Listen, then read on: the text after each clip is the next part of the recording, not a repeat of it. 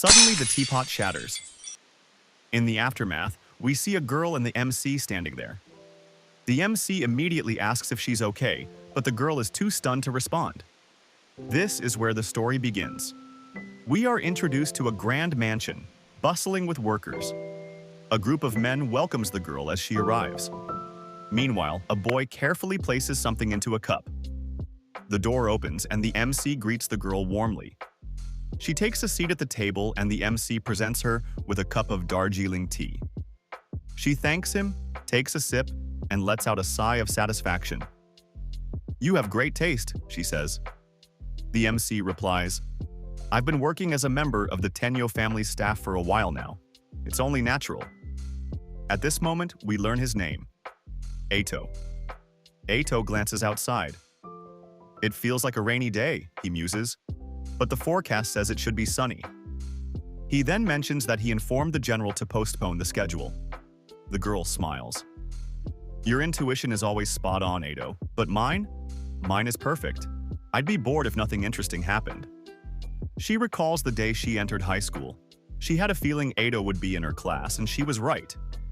Curious, she asks, "So, what's been happening lately?" Eito shrugs. "Nothing serious. Though someone from another class confessed to me." The girl freezes. Her grip loosens, and the teacup slips from her hands, spilling onto the table. A panel reveals her inner thoughts. She can do anything, yet something about this moment unsettles her. She reaches out, gently touching Eito's hand. I can't control what's going through my mind right now." Trying to steady herself, she asks, "What happened after they confessed?" "Of course, I turned them down," Eito replies. She looks at him, searching for confirmation. "Is that really true?" "It is," he assures her.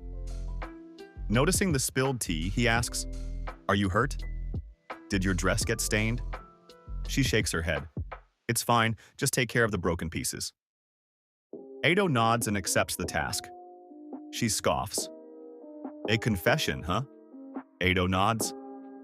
"Yeah, it's my first time being confessed to in a row." She freezes for a moment, stunned. "Wait, what do you mean in a row?"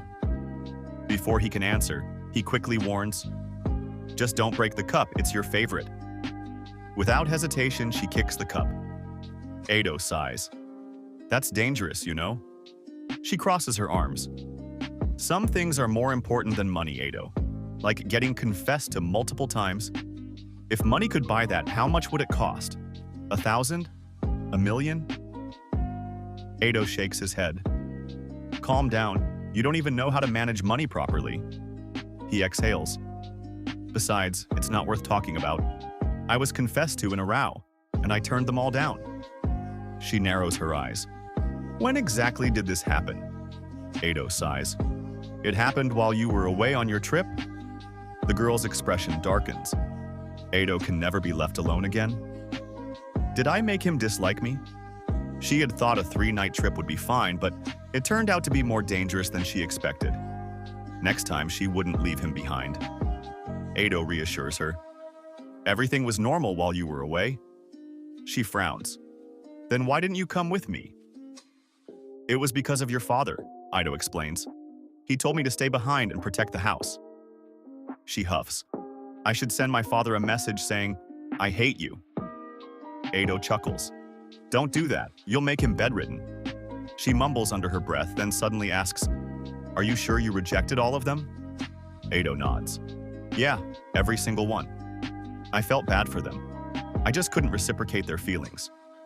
She exhales. "I see. Then tell me immediately if this happens again or I'll break every cup in the mansion." Eito smirks. "I see. But threats aren't good, my lady," she pouts. "I wasn't careful."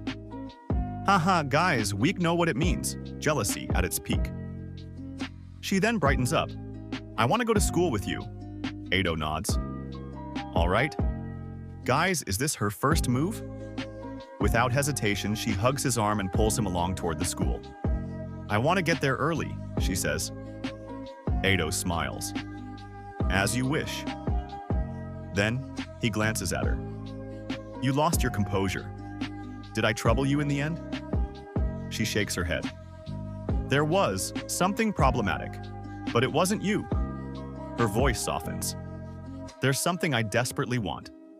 Something I can't give to anyone. Haha, guys, we all know what that means. Edo tilts his head. Is it some rare item blessed with desires? What kind of wonderful thing is it? He pauses, then smirks. Why don't you look in the mirror? Ah, I see. You need the most exclusive mirror in the world. She sighs. Your stubbornness hasn't changed one bit. Edo chuckles. What size of mirror do you want? She shakes her head. Forget it, I don't need a mirror. Her expression turned serious. It doesn't matter what I have.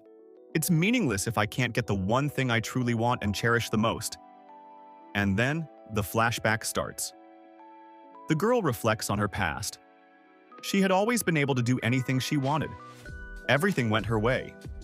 But when she was little and lonely, she met Edo. She picked him up after she found him. Just like always, she got what she wanted.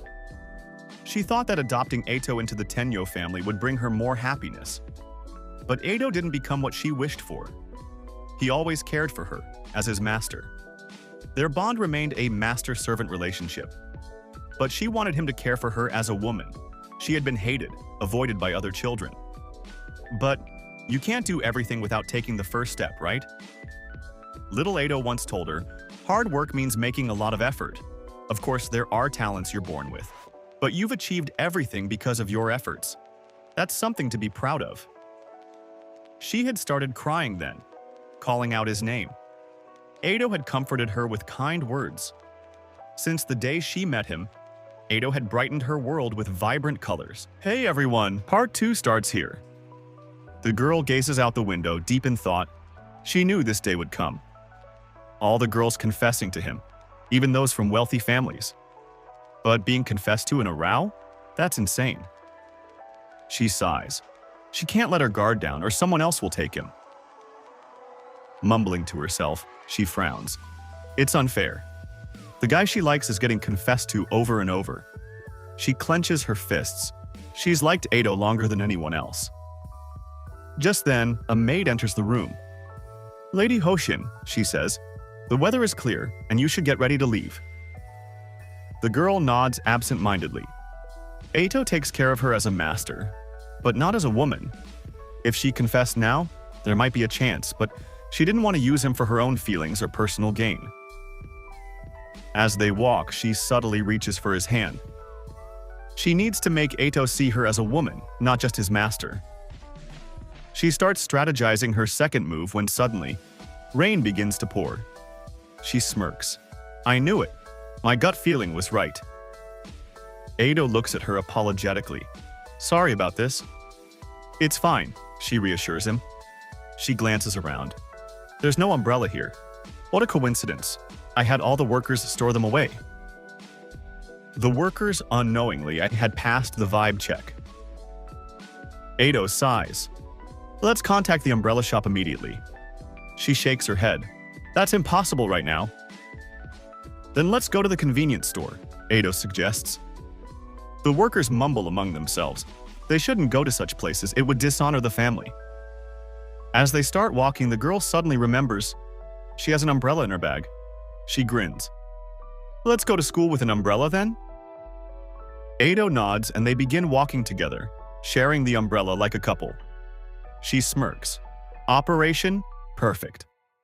She had heard that her parents once fell in love under a shared umbrella during the rain. She glances at Eito. It feels like this world belongs to just the two of them. She straightens her posture. She's become more mature, more charming. Her eyes drift toward Eito. He looks completely different from when they were kids. Eito notices her spacing out. Please get under the umbrella, or your clothes will get wet. Instead of listening, she steps out from under the umbrella, distancing herself from him. Eito, she murmurs. She doesn't ask why. She already knows. Instead, she asks, why did you reject all of them? She hesitates. Do you like someone else? Eito looks at her calmly. I'm loyal to you. I've dedicated my life to you. The girl freezes. Eito continues. It's my way of repaying your kindness. I will always be loyal to you. Her romantic mode shatters instantly. Eito tilts his head. Do you have any complaints? She quickly shakes her head. No, I'm relieved. Then after a pause, she asks, what if I weren't here? Would you have accepted one of their confessions? Eito exhales. It would be hard not being by your side. Hearing this, the girl lights up with happiness. But then, Eito adds, though there's always a chance I could accept. They're all attractive after all. Her jealousy spikes instantly. She glares at him. I will never leave you. Eito chuckles and nods. Don't misunderstand. If it weren't for you, I might have fallen in love easily. She narrows her eyes. Did you say something, Eito? Eito shakes his head. No, I didn't. She smirks. I'll use everything. My intellect, physical strength, financial power, luck, and sixth sense. I'll use everything available to me. She clenches her fists. There's nothing impossible for me, no matter what it is.